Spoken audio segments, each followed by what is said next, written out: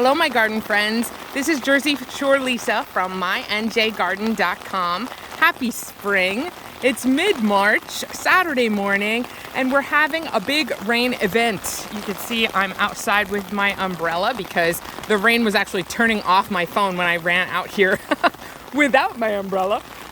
So this is my rain garden, and it's completely filled with water. I'm so happy to see it doing such a great job of slowing and sinking the water that's on my property. This is very sandy soil, but the rain is really coming down and has been for a while. So it did fill up the garden completely.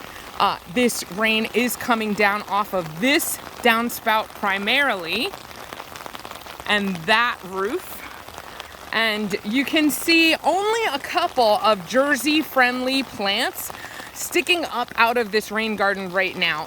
This is one of them. The one on the right is a pear tree. It had 4 different varieties grafted on it, but now I think there are only 2 left because they were bud grafts and a couple of them peeled off when I first planted it.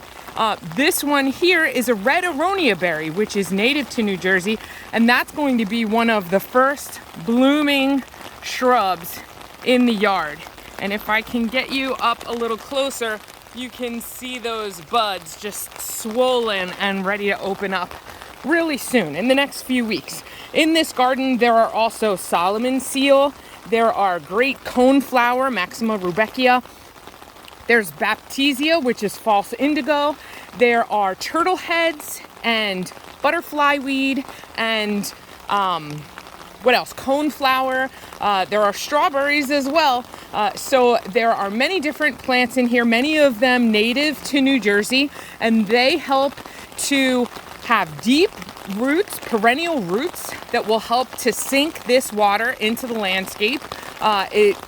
They encourage microbes that help to clean that water as it infiltrates and recharges the groundwater here. It reduces my need for irrigation on the property because it really is towards the top of the slope.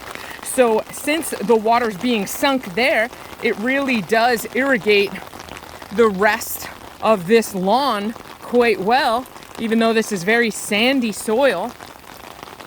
And down here, I just wanted to show you that the meadow strip that I have down towards the front of the property is prepared for this growing season. And the way I did that was I cut down the woody stems and cleaned up this area so as the new growth of the perennials that are found here comes through, they will get plenty of sunlight and won't be shaded out by all that old growth from last year. So there's mountain mint in this meadow strip. There is dotted horse mint in this meadow strip as well. Asters grow here, as well as some bee balm and flax, as well as hollyhock, and there's a yucca, and that is a Russian quince right there, and that is a sweet cherry. So this is going to be the first year I anticipate that flowering this year, and that's been in the ground. This will be its 3rd season. We have honeyberries, which are very, very cold hardy. They're also called haskap, and I'm going to walk in here. I don't usually walk into the beds, but you can see that that is really leafing out now and getting ready to open up. Those open up very early, and they will bloom very early, earlier than most other things in the yard, and they will also produce fruit earlier than most other things in the yard. But we do have some bulbs, spring bulbs, that are starting to come up.